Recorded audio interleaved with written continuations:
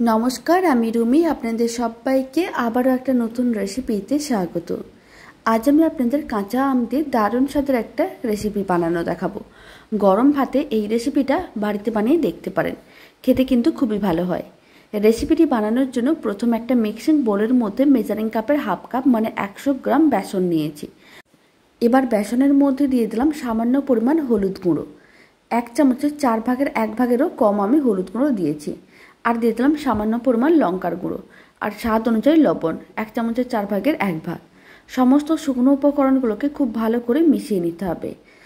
সমস্ত শুকনো উপকরণগুলো খুব ভালো করে মেশানো হয়ে গেলে অল্প অল্প জল দিয়ে একটা ঘন ব্যাটার রেডি করে নিতে হবে। আর মিশ্রণটা কিন্তু এখানে একটু ঘন করেই বানাতে হবে, তাহলে কিন্তু রেসিপিটাও খুবই ভালো হবে।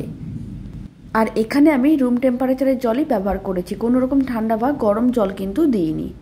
মিশ্রণটা কিন্তু একেবারেই রেডি হয়ে গেছে। আর এরকমই মিডিয়াম ঘনত্বের ব্যাটারটা রেডি করতে হবে। এখন একটা কাঁচা আম নিয়ে নিয়েছি, খোসাটা আমি আগে থেকে ছাড়িয়ে রেখেছিলাম। এবার গ্রেটারের সাহায্যে গ্রেট করে এইভাবে বেসনের ব্যাটারের মধ্যে দিয়ে দিতে হবে। পুরো আমটা কিন্তু গ্রেট করার দরকার নেই, বেশ কিছুটা অংশ এইভাবে গ্রেট করে দিয়ে দিচ্ছি। 4 চামচের প্রায় 2 চামচের মতন আম আমি গ্রেট করে দিয়ে দিয়েছি। এখন গ্রেট করা আমটাও কিন্তু খুব ভালো করে একসঙ্গে ব্যাটারটার মধ্যে মিশিয়ে নিতে হবে। খুব ভালো করে মেশানো হয়ে গেছে, ব্যাটারটিকে এক সাইডে রেখে দিচ্ছি। আর এদিকে একটা পাত্রের মধ্যে বেশ কিছুটা উষ্ণ গরম জল নিয়েছিলাম। তার মধ্যে আমি 1 চামচের 3 ভাগের 1 ভাগ আমি লবণ দিয়ে দিলাম। আর দিয়ে দিলাম 1 প্যাকেট সর্ষে পাউডার। এখানে 3 চামচের মতন সর্ষে পাউডার আছে। এবার খুব ভালো করে মিশিয়ে নিতে হবে। অল্প পরিমাণ লবণ দিয়ে যদি খুব ভালো করে মেশানো হয় তাহলে সর্ষে পাউডারটা কিন্তু তেতো হবে না। আপনারা এখানে সর্ষে বাটাও নিতে পারেন। সর্ষে পাউডার কিন্তু আপনারা যে কোনো মুদিখানার দোকানে খুব সহজে পেয়ে যাবেন। আর সর্ষে পাউডার থাকলে খুব কম সময়ের মধ্যে রান্নাটাও কিন্তু রেডি হয়ে যায়। সর্ষে পাউডারটা খুব ভালো করে মেশানো হয়ে গেছে, এক সাইডে রেখে দিলাম। এখন একটি কড়াইতে বেশ কিছুটা পরিমাণ তেল নিয়ে নিয়েছি। আর তেলটা কিন্তু খুব ভালো করে গরম করে নিতে হবে। আর এই রেসিপিটি বানানোর জন্য সর্ষের তেল দিলে খুবই ভালো হয়। তাই এখানে আমি 3 চামচের মতন সর্ষের তেল নিয়ে খুব ভালো করে গরম করে নিয়েছিলাম। এখন যে বেসনের মিশ্রণটা রেডি করে রেখেছিলাম কাঁচা আম দিয়ে, তার থেকে এইভাবে অল্প অল্প করে অংশ নিয়ে তেলের মধ্যে দিয়ে দিতে হবে। তারপরে বড়াগুলোকে উল্টে পাল্টে হালকা লাল করে ভেজে নিতে হবে। খুব বেশি কিন্তু লাল করে ভাজার দরকার নেই, একেবারে হালকা লাল করে ভেজে নিতে হবে।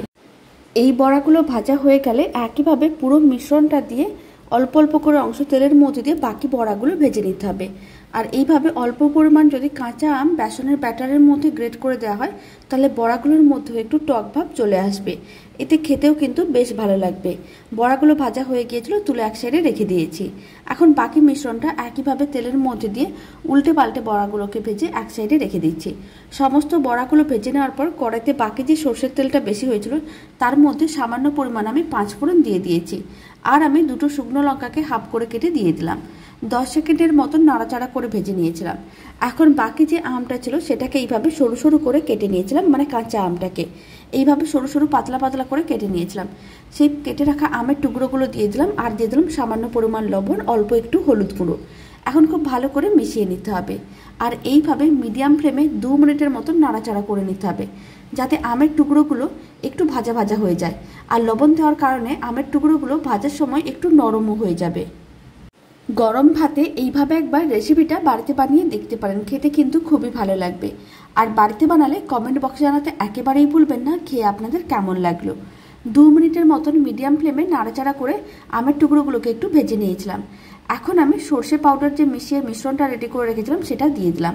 আর নিচের যে কালো অংশগুলো সেইগুলো কিন্তু বাদ দিয়ে দিয়েছি, সেগুলো দেওয়ার দরকার নেই। আর আমি কিছুটা পরিমাণ জল দিয়ে দিলাম। খুব ভালো করে কিন্তু সমস্ত কিছু মিশিয়ে নিতে হবে।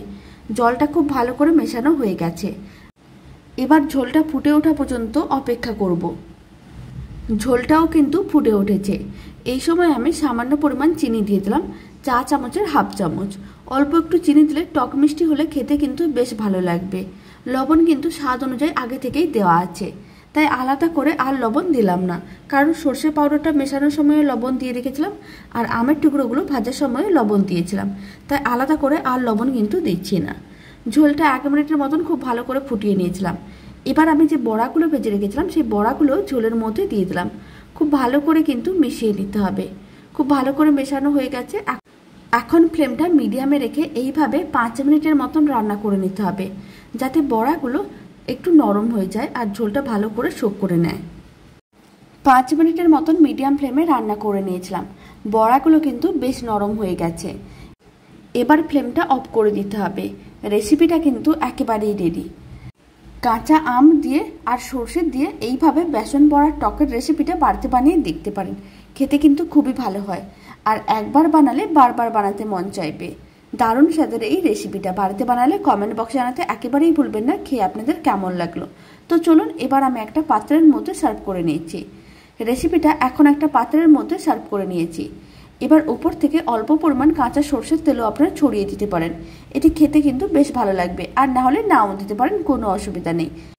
আর এই রেসিপিটা ভালো লাগলে আপনারা যদি ফেসবুক থেকে রেসিপিটা দেখছেন, পেজটিকে ফলো করে নেওয়ার অনুরোধ রইল। আর ইউটিউব থেকে দেখলে চ্যানেলটি সাবস্ক্রাইব করে নেওয়ার অনুরোধ রইল।